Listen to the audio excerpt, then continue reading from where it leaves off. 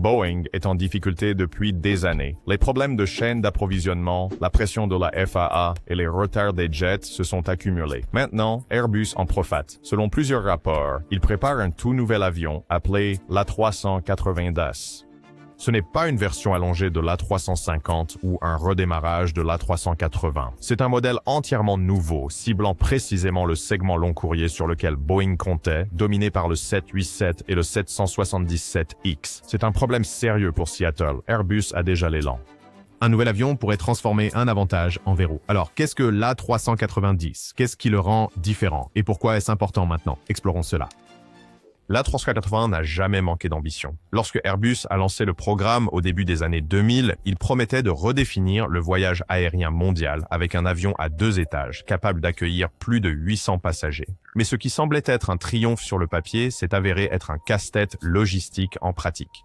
Seulement 144 aéroports dans le monde pouvaient gérer la taille imposante de l'A380. La plupart nécessitaient des améliorations des pistes, des voies de circulation et des passerelles d'embarquement juste pour l'accueillir. Ensuite, il y avait la configuration à 4 moteurs.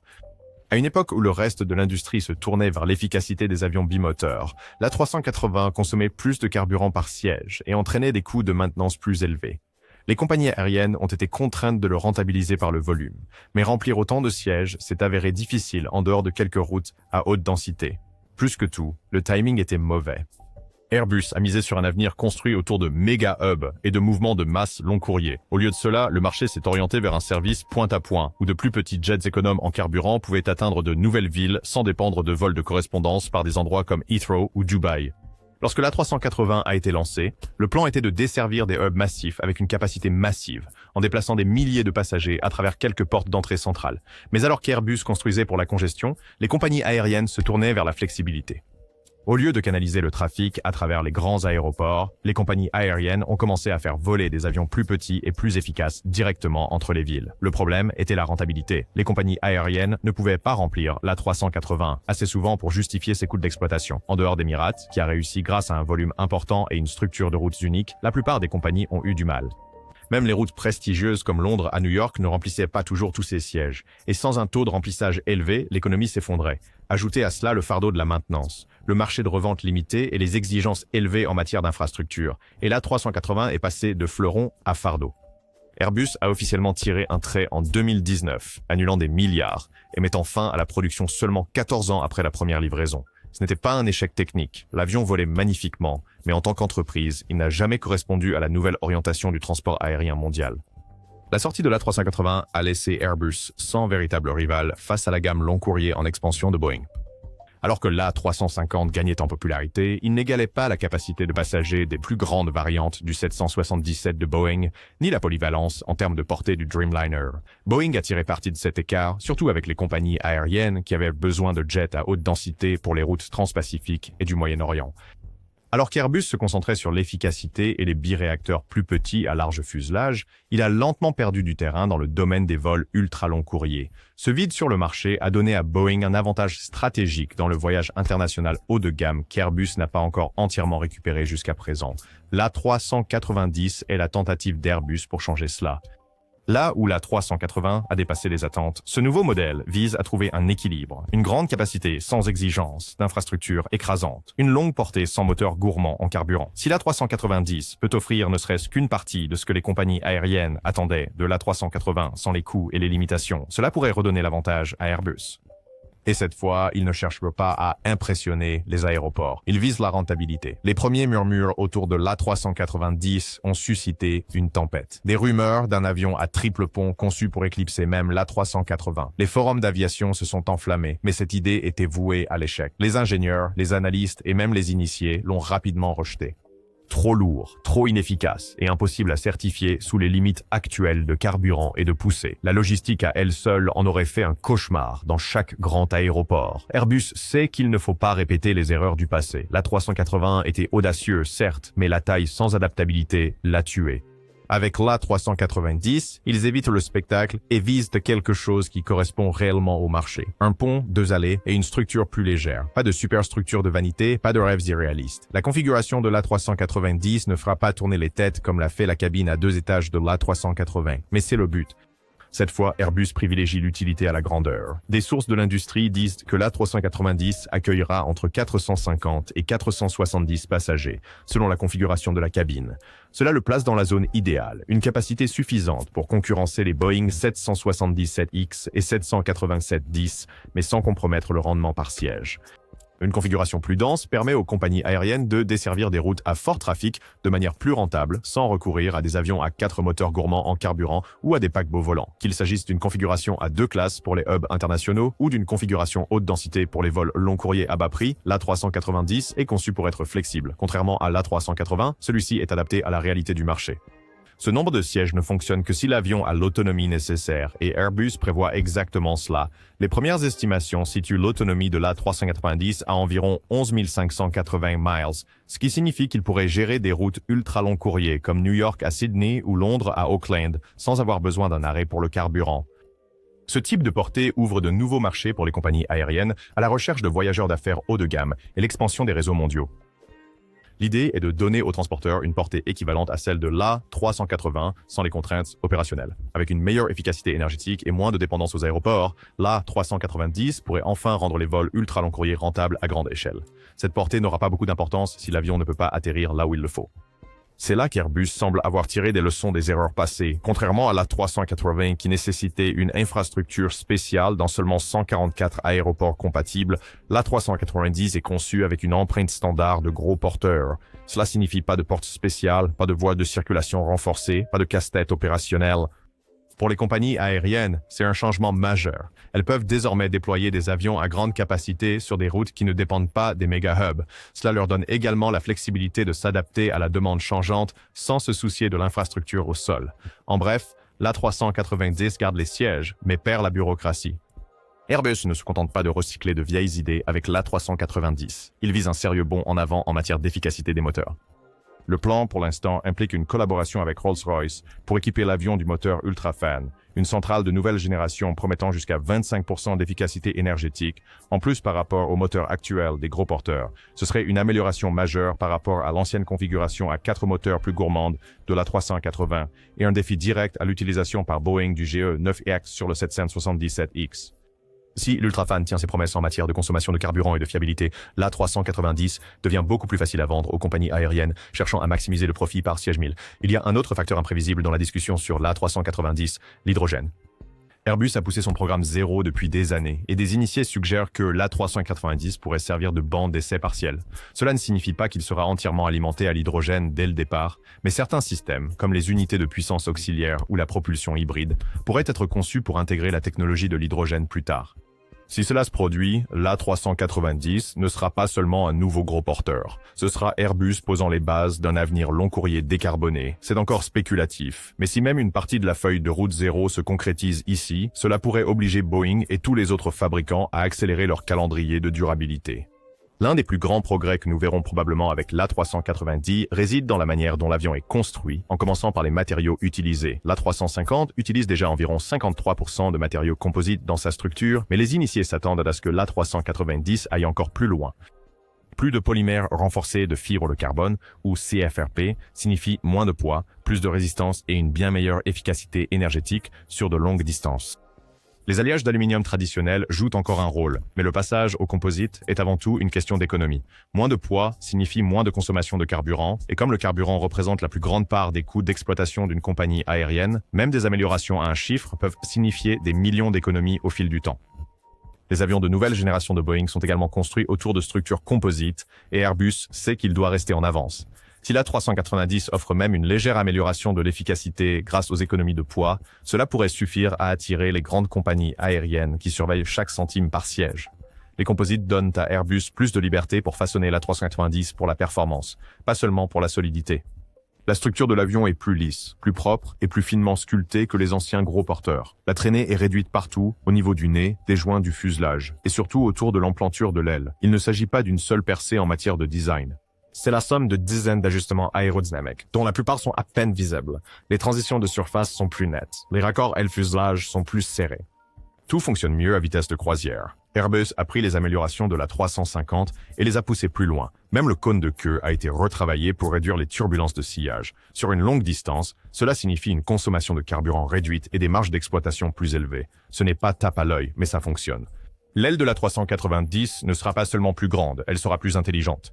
Airbus intègre des surfaces de contrôle actives qui s'ajustent dynamiquement pendant le vol en réponse aux conditions en temps réel comme la charge, la turbulence et la vitesse. Cela signifie une meilleure stabilité, une qualité de vol plus douce et une économie de carburant améliorée sans ajouter de poids structurel. Ces technologies sont déjà en test sur le projet Wing of Tomorrow. En les appliquant à grande échelle, Airbus peut adapter chaque mouvement d'aile pour optimiser la performance sans intervention du pilote. Au lieu de s'appuyer sur des conceptions fixes optimisées pour une bande de croisière étroite, l'aile s'adapte constamment, changeant de forme en vol pour rester efficace à travers différentes phases de vol. Ce n'est pas une révolution de forme, mais de comportement. La turbulence est plus qu'une gêne pour les passagers. C'est un problème qui affecte l'avion lui-même. Pour mieux le gérer, l'A390 devrait utiliser des capteurs de rafale intégrés directement dans les systèmes d'ailes. Ces capteurs suivent les perturbations du flux d'air en temps réel et ajustent automatiquement les surfaces de contrôle pour contrer les changements soudains. C'est le même principe que l'on trouve dans les jets militaires haute performance, mais adapté au vol commercial. Le bénéfice, un vol plus doux et moins de fatigue structurelle au fil du temps. En captant et en réagissant instantanément aux turbulences, l'avion peut maintenir une efficacité énergétique optimale et réduire le stress sur les ailes et le fuselage. Cela ne rend pas l'A390 invincible, mais cela rend chaque vol un peu plus prévisible. L'A390 est plus large que l'A350. C'est le principal changement de conception à l'intérieur de la cabine. Cette largeur supplémentaire offre aux compagnies aériennes plus de flexibilité. Certains l'utiliseront pour maintenir 9 sièges de front avec plus d'espace pour les épaules. D'autres y mettront 10 sans être complètement serrés. Les aménagements de la classe affaires peuvent être plus créatifs, avec des pods inclinés, des suites décalées, voire des mini-cabines fermées. Plus de largeur signifie plus de configuration de cabine, plus de niveaux de tarification, plus d'options de monétisation par vol. L'A390 est conçu pour les compagnies aériennes qui veulent des choix, pas seulement plus de sièges. La cabine de l'A390 introduit plusieurs améliorations visant à améliorer le confort des passagers sur les vols long courriers. L'éclairage est réglable tout au long du vol, permettant aux compagnies aériennes de contrôler la luminosité et la tonalité des couleurs pour aider les passagers à s'adapter aux nouveaux fuseaux horaires. Airbus a également amélioré le système de filtration de l'air, réduisant la sécheresse de la cabine et augmentant la circulation générale de l'air. Ce sont de petits changements, mais ils s'accumulent sur 10 ou 12 heures de vol. L'isolation phonique a également été améliorée, surtout autour des moteurs et des parois de la cabine. Ce n'est pas silencieux, mais c'est nettement plus calme que les anciens gros porteurs. Ensemble, ces améliorations visent à réduire la fatigue et à améliorer l'expérience globale des passagers sans recourir à des gadgets. L'A390 est conçue pour offrir aux compagnies aériennes plus d'espace de travail. La cabine est plus large que celle de l'A350 et du 787, ce qui signifie une meilleure largeur de siège en classe économique et plus d'options de configuration à l'avant, important pour les compagnies aériennes qui mettent en avant les cabines premium. Les caractéristiques intérieures sont modernes mais fonctionnelles. Amélioration de la filtration de l'air, éclairage qui s'ajuste pour la fatigue des longs courriers et système emprunté à la norme Airspace d'Airbus. Ce n'est pas une question de luxe pour le luxe. Il s'agit de vendre du confort sur des routes à haut rendement. Cela compte surtout pour des compagnies comme Emirates, Qatar et Singapour. Elles veulent des gros porteurs qui peuvent accueillir des suites de première classe, des cabines affaires plus grandes et une classe économique premium plus dense. L'A390 leur offre une plateforme plus flexible pour le faire. L'A390 ne va pas être bon marché. Les premières estimations placent son prix catalogue autour de 400 millions de dollars, ce qui le met en ligne avec les plus grands avions gros porteurs sur le marché. Airbus a une longue histoire de sous-côté Boeing pour remporter des commandes, et c'est exactement ce que cela semble être à nouveau. Le Boeing 777X est listé à 442 millions de dollars, mais les retards de production et l'augmentation des coûts ont rendu les remises importantes plus difficiles à offrir. Airbus, soutenu par des délais de livraison plus stables et une confiance plus large des clients en ce moment, a de la marge de manœuvre. Les analystes s'attendent à ce que les clients de lancement obtiennent des A390 pour bien en dessous du prix affiché, peut-être même dans la fourchette de 330 à 350 millions de dollars. L'A390 a été conçu en tenant compte des tracas opérationnels, spécifiquement pour les éviter. L'un des plus grands défauts de l'A380 était que les aéroports facturaient d'un supplément juste pour le gérer. Le nouveau jet évite cela. Son empreinte est plus proche des gros porteurs existants, comme l'A350 et le 777, ce qui signifie des frais d'atterrissage plus bas et pas besoin de mise à niveau majeur de l'infrastructure. Un autre grand avantage est la compatibilité des équipages. Les compagnies aériennes qui exploitent déjà l'A350 n'auront pas besoin de réviser entièrement leur programme de formation. Les pilotes et les équipes de maintenance peuvent faire la transition avec une formation minimale, ce qui réduit les coûts et raccourcit le temps de montée en puissance. C'est un énorme incitatif pour les transporteurs cherchant à se moderniser sans faire exploser leur budget d'exploitation. Ajoutez à cela une logistique de rotation plus simple et une compatibilité de portes plus flexible, et l'A390 devient non seulement un outil long courrier, mais aussi un outil pratique. Pour les compagnies aériennes avec des marges serrées et des hubs occupés, cela compte plus qu'un nouveau gadget d'éclairage de cabine. Une grande partie de l'attrait de l'A390 réside dans ce qu'il ne consomme pas et ce qu'il ne casse pas. Le moteur ultra-fan de Rolls-Royce, encore en développement mais proche des essais en vol, est conçu pour réduire la consommation de carburant jusqu'à 25% par rapport aux moteurs actuels des gros porteurs. Ce n'est pas une statistique marketing, c'est un potentiel révolutionnaire sur les routes où le carburant représente la majeure partie des coûts d'exploitation. Associez cela à une structure plus légère qui utilise encore plus de composite de carbone que la 350 et les économies s'accumulent. Moins de poids structurel signifie moins d'usure, ce qui signifie moins de cycles de maintenance et des coûts à long terme réduits. C'est le genre d'avantage qui s'accumule rapidement sur une flotte. Pour les compagnies aériennes qui se remettent encore des pertes liées à la pandémie ou qui se préparent à des réglementations environnementales plus strictes, l'A390 offre plus que de l'autonomie ou de la capacité passager. Il offre un contrôle des coûts dans un marché où chaque pourcentage économisé compte. L'A390 ne part pas de zéro en ce qui concerne la formation des pilotes. Airbus le conçoit avec un chevauchement clair avec l'A350 qui agencement du cockpit, avionique et logique des systèmes, tout est conçu pour paraître et se sentir familier aux équipages actuels. C'est un choix délibéré. Si les régulateurs approuvent une qualification de type partagé entre les deux modèles, les compagnies aériennes pourraient changer de pilote entre les avions avec une formation minimale, moins d'heures de simulateur, des coûts de transition réduits, un déploiement plus rapide sur les réseaux long courriers. Cela compte plus que jamais. Les compagnies aériennes sont déjà à court de ressources en personnel. Tout ce qui permet d'économiser du temps et de l'argent sur la formation leur donne un avantage opérationnel clair et Airbus parie que les compagnies aériennes privilégieront la simplicité à la complexité. Après des années d'incertitude, le transport aérien mondial est enfin de retour sur des bases solides. Selon l'IATA, le trafic passager au cours du premier semestre de 2024 a bondi de 12,3% par rapport à la même période l'année dernière. Cette hausse place l'industrie à portée de main d'une reprise complète au niveau d'avant 2020. Les voyages internationaux long courrier sont à l'origine de la majeure partie de la reprise.